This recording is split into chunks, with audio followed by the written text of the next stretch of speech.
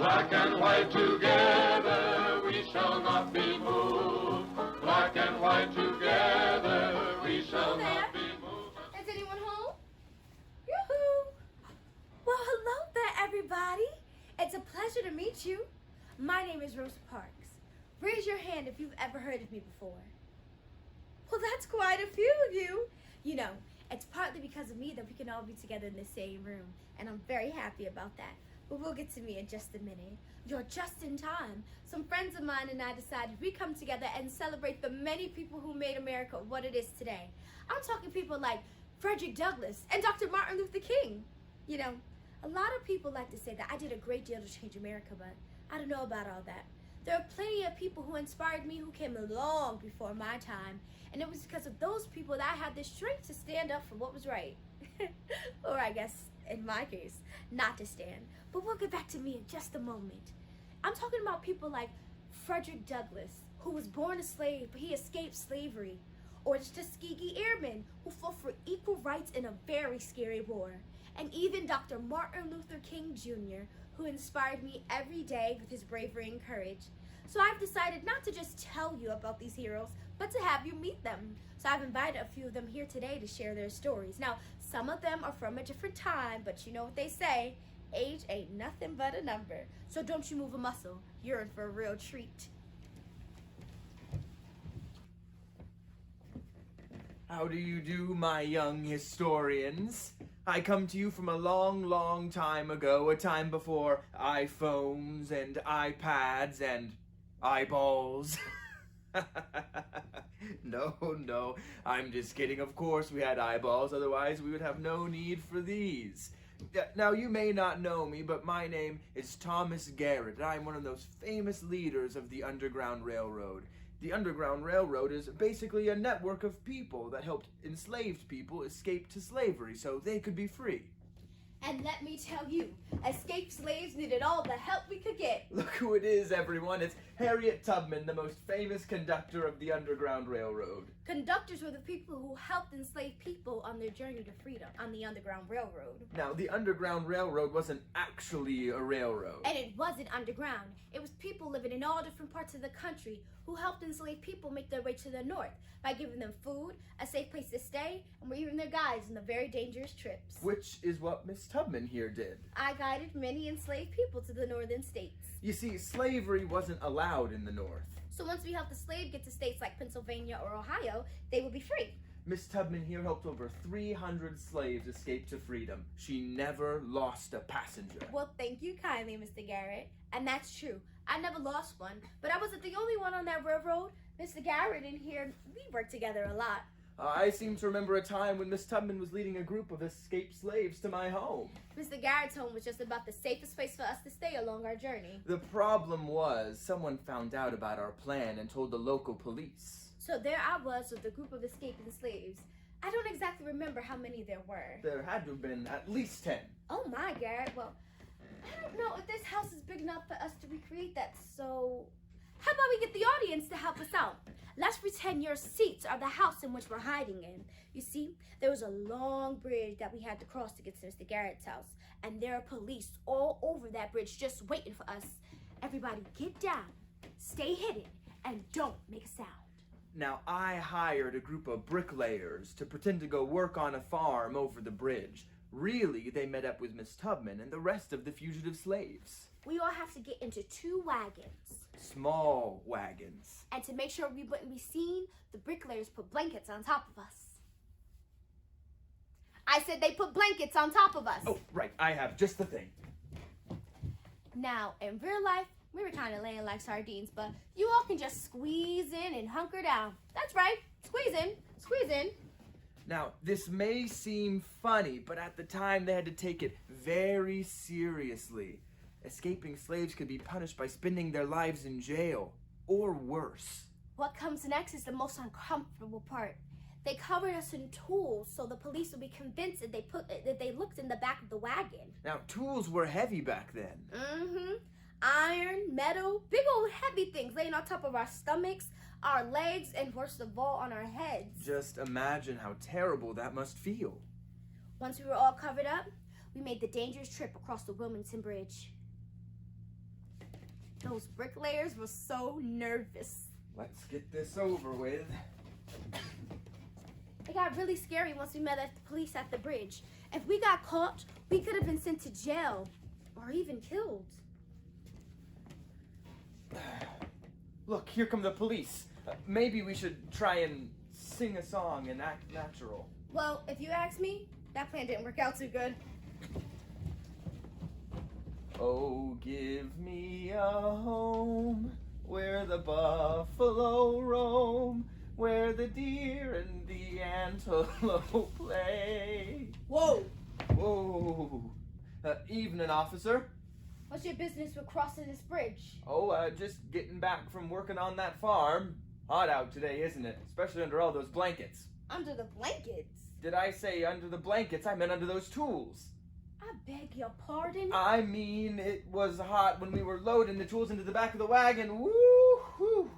It's a lot of tools you got back there. Oh, all in a day's work, officer. Some fugitive slaves are on this road, you know. Oh, you don't say. Yeah, we got word they may be trying to cross at any time now. You wouldn't happen to know anything about that, would you? No, sir.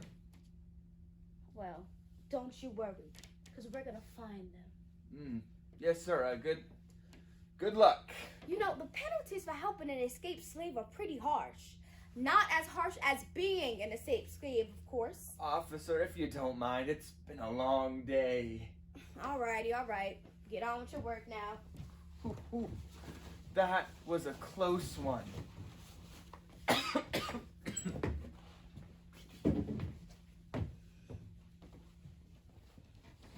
thought for certain we were toast, but they eventually let us cross the bridge. After we crossed the bridge, Miss Tubman brought the group of escaped slaves to my home. Mr. Garrett here made sure we had food and even some new clothes. Now, Miss Tubman didn't stay for long. Oh well, I wish I could, but you see, I knew there were more people who needed my help.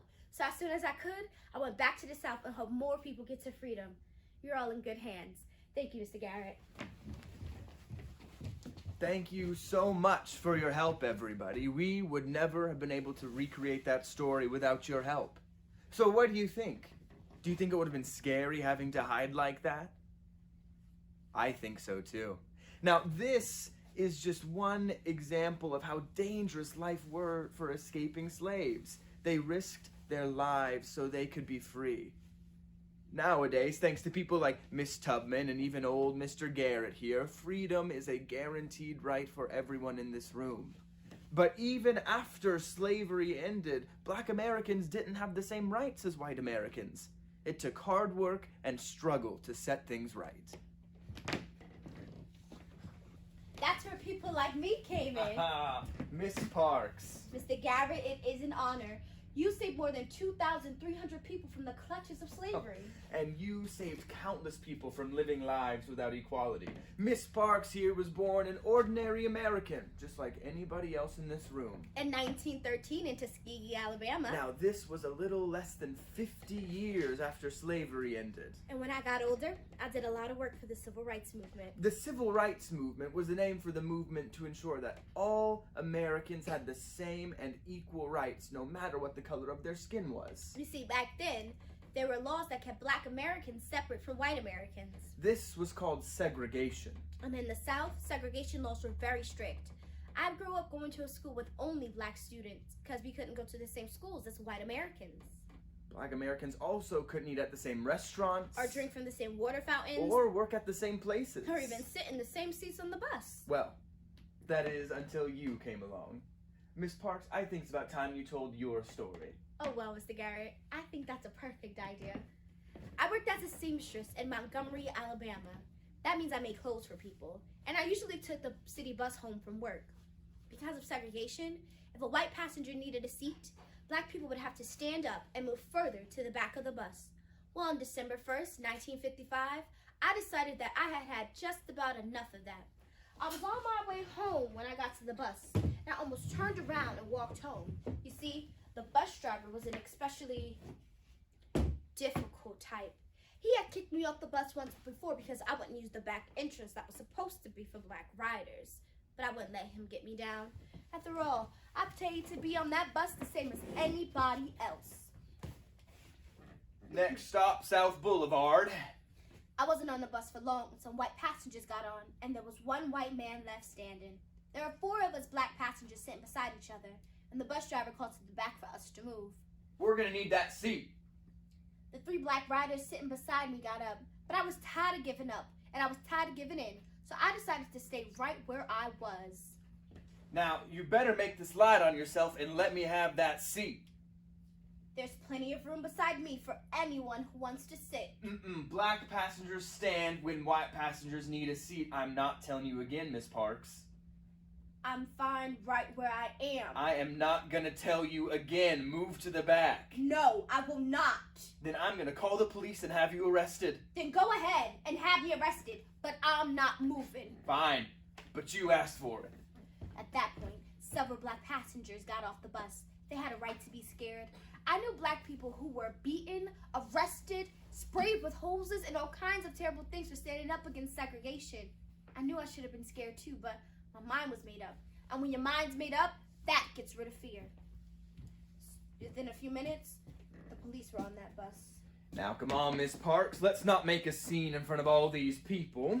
I'm minding my business just like anyone else who paid to be on this bus. Now why don't you just move to the back of the bus? Why do you push us around? I don't know, but the law's the law. What if I don't agree with the law? Then you can either stand up and move to the back of the bus and forget this foolish idea, or you can stand up and I'll take you off the bus in handcuffs. Your choice. Each person must live their life as a model to others. I'm standing up for what is right.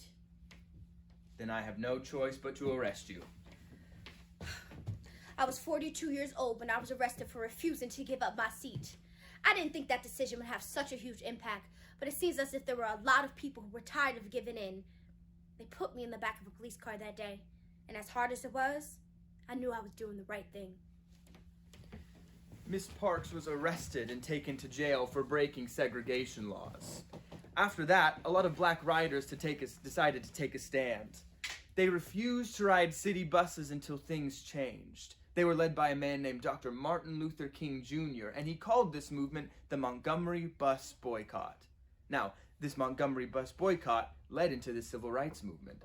After over a year, the Supreme Court finally decided to end bus segregation. For the first time, white Americans and black Americans now had the same rights on any bus. It took 381 days. Can you imagine walking to work or to school for over a year? They knew it was going to be hard and a struggle, but it would all be worth the greater good. Struggle? Huh. Did I hear someone say struggle? You don't know struggle until you drag the stubborn horse through the steep river canyon in the blazing heat. That's my horse, Horace. He's gotten into the pots and pans again. I'm telling you, he's the meanest horse that ever lived. If anyone ever, he gets extra grumpy through these long trips through the desert. And let me tell you this, if anyone ever tells you about the blazing heat and the dry heat in New Mexico, don't listen to them. I don't care if it's dry, air dried, sunny side up, well done, sham wild, or French fried. It's hot here. Just plain hot. Now, did I just walk into the complaint department? Clyde D. Owens. Chester P. Sims, you out here spinning tales of the wild, wild west? Nah, these folks don't want to hear about Chester P. Sims. P stands for Percy. Clyde. He hates his middle name. Can't understand why. Percy. I think it sounds sassy. Anyway, Chester here's a little long in the tooth. Long in the tooth? That means you're old. I'm old? Take a look in the mirror at Clint Eastwood sometime. Anyway, Chester here is what we call a Buffalo Soldier. Now, a Buffalo Soldier is just a nickname for a black soldier. They served in almost every American war. The Civil War. The Indian War. The Spanish-American War. Even the Revolutionary War. That's the war America fought against the British so we could all be free and have our own country. Ironic, ain't it? Considering at that time many black Americans weren't even free. That's true. During the Revolutionary War, slavery was still very much alive. Oh, let's tell them how the Buffalo Soldiers got their names. Oh, right, yeah. Well, you see... Buffalo Soldiers were the bravest soldiers you ever did see. One of the most important things they did was help settle the wild, wild West. We helped build roads and settle towns all over America, especially in places like New Mexico and California. They also dealt with a lot of Native Americans, who of course lived all over the country at that time. The Native Americans thought these black soldiers were so bold and so brave, they gave them the nickname Buffalo Soldiers. Because buffaloes never give up, even if they're wounded. A buffalo soldier had to be strong. We sometimes got the toughest jobs. Put on the front lines, sent to explore the roughest parts of the country. Sometimes they didn't even have all the supplies that they needed. Or the best horses. Now ain't that the truth? Have you met his horse? Mean as a hornet. Now, I will never understand why, but for a long, long time, Buffalo soldiers were kept separate from white soldiers. Oh, that was because of segregation. Just like Miss Rosa Parks told you about earlier. Things lasted that way until about the 1960s. Now, nowadays, soldiers of all types work together, no matter what their skin color is. Thanks to people like Miss Rosa Parks. Us Buffalo soldiers helped settle America, but it wasn't always easy. You see, in these Wild West towns, folks had their prejudices, and they weren't too happy with the idea of black soldiers living in their towns, despite all the good that they were doing. A lot of times we found ourselves in jail, or even in fights. Oh, speaking of fights, you remember when you rescued me from that wild pack of wolves? They were foxes, actually. Puppies. Oh, those monsters almost tore me limb from limb. One of them chewed a hole in his pocket to get some beef jerky. It's a good thing those Buffalo soldiers were camped nearby. Chet here rushed to my rescue and we fought them off together. I coaxed them out in a tent with some leftover pork and beans. Then Clyde here adopted them. What can I say? I got a soft spot for animals. Except for your horse. Uh-oh, speaking of which.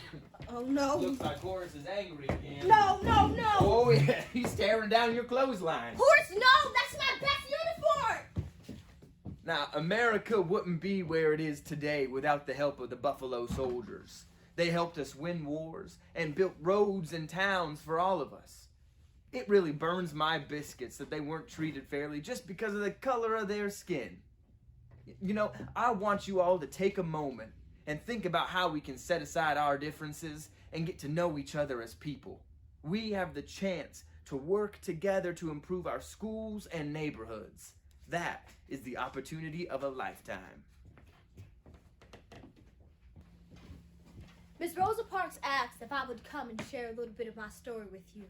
Even though we were born more than 100 years apart, Rosa and I shared very similar ideals. Fredrick Douglas here, and I'm so happy to see you all learning about great Americans. Since I was born a slave on a Maryland plantation, I couldn't get an education. As a matter of fact, it was illegal to teach a slave how to read. That's because knowledge is power, my friends, and I don't want you to ever forget that. Since I was a slave, I didn't have access to that power, so I had to get it for myself. I remember when my master caught me reading a newspaper. He was so furious. What are you doing with that? Nothing, sir. Don't lie to me, Frederick. I was doing the same thing anybody else does with a newspaper. Reading it, sir. Don't get smart with me neither. Where in the Sam Hill did you learn how to read? Out with it. I taught myself, sir. Taught yourself. You really expect me to believe that? It's mostly true, sir. The whole truth, Frederick, or else. Your wife taught me the alphabet, sir, while she was teaching your son. That is the most foolish thing I've ever heard. Please don't be mad at her, sir. She was only only breaking the law, that's what. You know just as well as I do that it's illegal to teach a slave how to read. I'll just be getting back to work. Don't think I haven't heard you and those other slaves. Sir? I know you hold that Sunday school in the plantation every Sunday. We're only... I hear y'all reading the New Testament. You're right, sir. I've been teaching them how to read. There must have been 40 slaves in there reading like there's no tomorrow. I should have known it was you behind this. What are you trying to pull? It's just reading, sir. Everyone deserves to learn. No, not you, not any slaves. Slaves start reading, they start getting ideas. They start getting ideas and thinking they deserve things. They want to be free. Well, I ain't having it. You hear me? You stop this nonsense or you'll regret it. He was wrong. I never regretted learning how to read. Not even when they came to break up our next Sunday school meeting.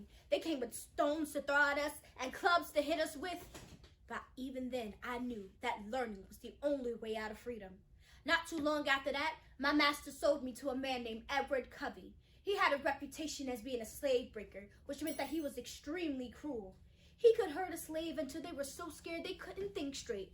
Too bad for Covey, I was unbreakable. I stood up to him, and I finally got my freedom by pretending to be a free man. I had fake papers and everything. Once I got my way to the North, I started to get to work on abolition. That means I'm getting rid of slavery, and I worked with everything that I had. Welcome to the meeting for the American Anti-Slavery Society. Mr. Garrison? Mr. William Lloyd Garrison? And you must be Frederick Douglass. Mr. Garrison, you're really Mr. William Lloyd Garrison. You've done just about as much as anyone to get rid of slavery. I've been reading your paper, The Liberator, for years. Oh, well, I'm flattered. Mr. Garrison, you've inspired so many Americans to do what we can to get rid of slavery. Sounds as if you admire me almost as much as I admire you. I don't think that's possible. Mr. Douglas, would you mind giving a part of a speech to this crowd? I'm sure we'd all love to hear about your thoughts on how we can make America a better place. I wrote and spoke for years to try and inspire as many people as I could to join in the fight against slavery. One of his most famous speeches was on what the 4th of July meant to him as a former slave. No. Mr. Douglas, if you please. That one was one of my favorites. I remember feeling so inspired and fired up to speak on the topic. I mean, how could these people ask me to speak on the 4th of July? Didn't they know what they were getting themselves into? Well, I never turned down the opportunity to educate those around me. It went a little something like this. The paper says I'm to deliver the 4th of July speech today. It is the birthday of your national independence and political freedom. It is your celebration, not mine. What to the American slave is your 4th of July? I'll tell you. A day that reveals to him, unlike any other day in the year, the gross injustice and cruelty to which he is the constant victim. Wow! Just wow. Thank you so much. That was beautiful and so strong. I wrote and spoke for the rest of my life to try and make America the best place that it could be for everyone. And since I just shared a little speech with you all, I think it's time I find myself a new audience. Thank you, Mr. Garrison. Soon after that speech, Frederick Douglass wrote a book about his life and called it The Narrative of the Life of Frederick Douglass, an American Slave. After slavery was outlawed in 1865, Frederick Douglass didn't stop there. He worked hard to ensure that women had equal rights. Because of people like Frederick Douglass, no one in America today has to live as a slave or a second-class citizen. It was people like him who inspired those yet to come, like Rosa Parks. And I'm sure all these great people can inspire you young people today. Left, left, left, right, left. Sounds like we're about to meet another inspirational hero. Left, left, left, right, left. Attention! Oh my goodness. Look at all of you young soldiers here who have come to visit Motion Field in Tuskegee, Alabama, the training ground of the Tuskegee Airmen. We're the first African-American pilots ever to serve in the military. I'm Charles Alfred Anderson. People call me Chief. Now, if I may pass along some advice, the commander should be along any minute, and he is very strict. I recommend sitting up very straight. Fall in line, soldiers. It's time for inspection. Oh, I just don't know if I can handle seeing him all alone. I need some moral support. Could one of you in the crowd stand up and, give me a little moral support? Yes, you, right there. Thank you. Thank you so much. Now remember to stand at attention, eyes out front. Well, well. Looks like we have a new recruit. Oh, they're just visiting, Commander, from a neighboring base. I see. Well, I suppose it's fine that they are visiting, but you are aware of the segregation laws in place, aren't you, Anderson? Yes, sir. It's 1941, and the U.S. Army is still segregated. That means that black soldiers and white soldiers can't work together, although sometimes we are commanded by white officers. Then you are aware of what is at stake here for the Tuskegee Airmen. Yes, sir. The U.S. military has never allowed black soldiers to become pilots before. Now they're training us here to see if we can do it. Took a lot of work to get you here, didn't it, Anderson? Yes, sir. All of us Tuskegee Airmen want to protect our nation, and we want to do it the same way that white soldiers do. Now, I have faith in the Tuskegee Airmen. Thank you, sir. But not everybody does. I know, sir, but we've been trying to get the rights to become pilots for over 20 years. So I suppose it's time to show the world what you are made of. Yes, sir. So drop and give me 20. Sir? Shall I make it 50? No, sir. Good then, get on with it. I better check up on the planes to see that they're ready for takeoff. I hear we have an important guest coming today. All right. Act like you're start counting so he thinks you're doing the push-ups. 1, 2, 3, 4, 5. Okay. I think we're safe now. He seems distracted. Thank you so much for helping me. You can take a seat now. You were awesome. Let's give them all a round of applause. You know, even though we did all this training, a lot of people still didn't think that we should get the money to keep the program running. We need someone big to help us out. Someone important like the President of the United States. Or the First Lady of the United States. I beg your pardon? Good afternoon. My name is Eleanor Roosevelt, the First Lady of the United States of America. You're Eleanor Roosevelt? The wife of Franklin Delano Roosevelt? I know who I am. Mrs. Roosevelt, I am your biggest fan. This woman is amazing. She has fought for the rights of women and black Americans and other minority groups for years. And today I would like to fly with you. Fly with me? I figure that if the American people see the First Lady of the United States flying with the Tuskegee Airmen, they'll learn that you're just as good as any other pilot. No matter what the color of our skin. Exactly. All right, Miss Roosevelt. Well, right this way. Watch your step getting into the plane now. Oh, gee, I am so nervous. I mean, I've been flying for years, but I've never flown with the president's wife before. Oh, gee, I hope I remember everything. Let's get this bird in the air. Yes, Miss Roosevelt. Prepare for takeoff. Charles Alfred Chief Anderson was one of the best pilots of his time. Nowadays, he's known as the father of black aviation, but there was a lot riding on this flight. A lot of people wanted to keep the military segregated, along with the rest of the country. By the time we landed, the entire base was watching. Well, Mrs. Roosevelt, what do you think? You can fly all right. Oh, thank you, Mrs. Roosevelt. You've been a great help. The plan worked. After my flight with the chief, I pulled some strings and got the Tuskegee Airmen a lot of funding for their program. Over the years, more black pilots were trained and they served bravely in World War II. The military even started allowing for black officers.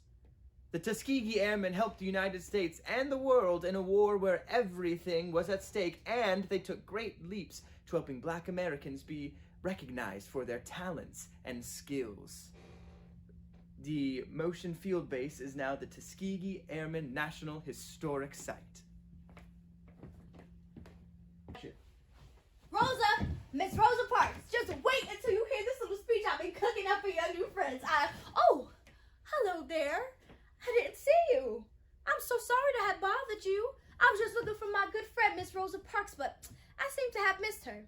Well, she wanted me to tell you all about my famous speeches anyway, so that seems since I'm here that I should get started. My name is Miss... Sojourner Truth as I live and breathe. And who might you be? Silas Smiley, reporter for the Poughkeepsie Journal, Poughkeepsie, New York, the city that never naps. Pleasure to meet you, Mrs. Smiley. Now, if you don't mind, I was just about to tell these fine people... Oh, don't let me stop you. As I was saying, I'm known for my... Speeches. Sojourner Truth is best known for her speeches. She is one of the most quoted people in all of history. I found that talking about issues was the only way to solve them. Oh, speaking of issues, I'm writing the headline piece for the Poughkeepsie Journal.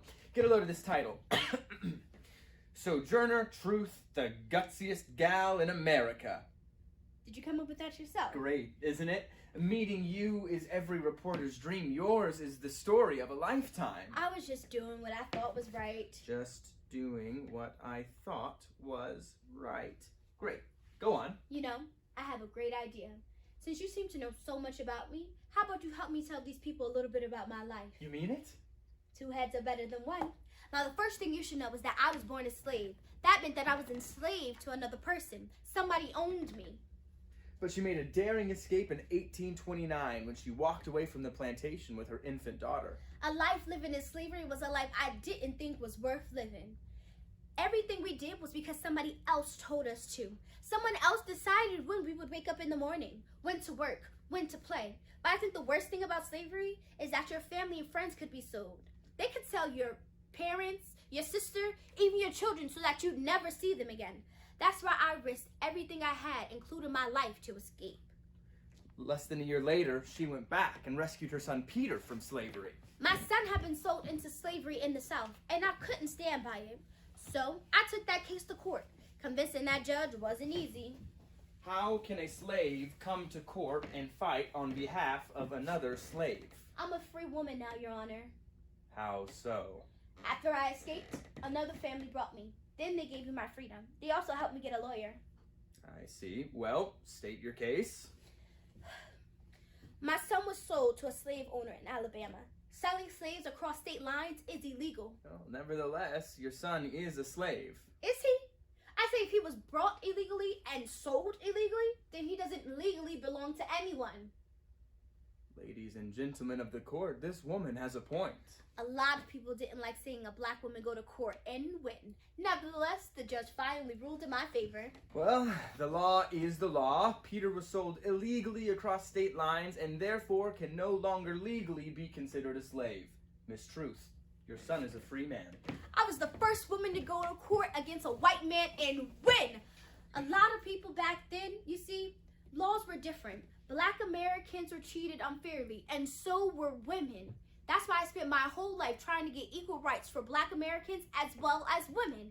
I worked with a lot of great women like Elizabeth Cady Stanton. She was a great white activist for women's rights. She used to say things like, May I? if you think it's relevant to the story. We hold these truths to be self-evident that all men and women are created equal. Now that I've warmed them up, Miss Truth, take it away. People like Elizabeth Cady Stanton inspired me to stand up for what was right. Sojourner Truth made up all of her speeches on the spot. That's right. Since I was born a slave, I never learned to read or write. Remember when Mr. Fredrick Douglass said it was illegal to teach a slave such things? But she didn't let that stop her. And let that be a lesson to all of you. Don't let anything stand in your way. One of the most famous speeches she ever gave was one that's now known as, "Ain't I a Woman?" Miss Truth, would you mind sharing a bit of that speech? Oh my, I would be delighted. Now this speech was given at a conference in Ohio. It's very lengthy, but don't worry children, I've trimmed it down for you. Ahem. I have as much muscles as any man, and I can work as hard as any man. I have plowed and reaped and chopped and husked and mowed, and can any man do more than that? And ain't I a woman?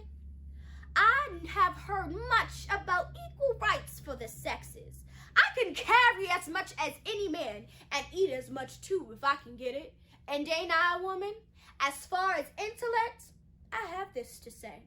If a woman have a pint and a man have a quart, why can't her little pint be full? Wow! Just wow. Because of speeches like that, Sojourner Truth became known for her strength and courage. I even got to meet President Abraham Lincoln in 1864. This was a big deal at the time. You know who else was really cool about that time? I have a statue in the Capitol in Washington, D.C. The former First Lady, Michelle Obama, had that put up. I'm the first black woman to be honored that way. Sojourner Truth and President Lincoln stayed in touch over the years. And you know who else was really good friends with Mr. Abraham Lincoln? Mr. Fredrick Douglass, who you all met here today. It's a small world. So let this be a reminder to you that we can accomplish great things when we have friends. Never give up, because a lot of good things can come when you come from being friends. So also remember, if you see somebody being treated unfairly and unkind, stand up for them and be their friend. Wow. Sojourner Truth, the gutsiest gal in America, risking it all to make life better for Black Americans and women everywhere. Now, I'm sure you're all dying to ask me, Silas Smiley, if you could get the scoop on any point in history, when would that be? Too easy. The March on Washington. Picture this. 200,000 Americans gathered on at the Lincoln Memorial. They gathered for hope. They gathered for freedom. Oh, this is going good. I forgot my notepad. Just when I thought it couldn't get any better, Dr. Martin Luther King Jr. takes the stage. Miss Rosa Parks was by my side during most of the civil rights movement. She inspired me just as much as I inspired her. We had a lot of proud moments together, and one of my most proud moments was the March on Washington. I remember looking out on the thousands of people who had gathered that day, and I was so amazed. They were carrying signs, marching, and singing songs from the civil rights movement. I helped lead the bus boycott that was sparked by Miss Parks, and I helped lead protests all over America. The most important thing was that these events were peaceful, and the March on Washington was no different. Ain't gonna let nobody turn me round, turn me round, turn me round. Ain't gonna let nobody turn me round. I'm gonna keep on walking, keep on talking, walking on to freedom land. I went to the March on Washington to hear Dr. Martin Luther King Jr. speak. What I admired most about him was that he never used violence to solve his problems. I always said that hate cannot drive out hate. Only love can do that. Dr. King stuck to peace even after his house was bombed, even after his life was threatened. Even after I was thrown in jail 12 times before the March on Washington. There was something in the air that day, standing in the shadow of our nation's capital. Something really made us believe that this problem of racial inequality could be solved. I walked up to the podium and delivered a speech. I had prepared something for this special occasion, but as I looked out over the tremendous crowd, I felt compelled to push it all to the side. Dr. King spoke about a dream he had of freedom. I have a dream that one day my 4 little children will live in a nation where they are not judged by the color of their skin, but by the content of their character. Millions of people around the country tuned in on their televisions and radios to hear Dr. King speak about his dream of freedom.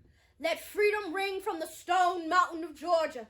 Let freedom ring from the Lookout Mountain of Tennessee.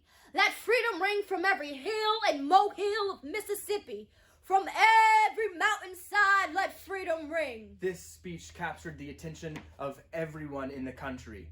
Even President John F. Kennedy was watching, and he met with Dr. King after the march was over. And when we have all let freedom ring, we can all join together in hand and sing the words of that old Negro spiritual. Free at last, thank God Almighty, we are free at last. After Dr. King was done speaking, we all joined hands and sang a song. We chose the most powerful song of the civil rights movement. We shall overcome. We shall overcome. We shall overcome someday.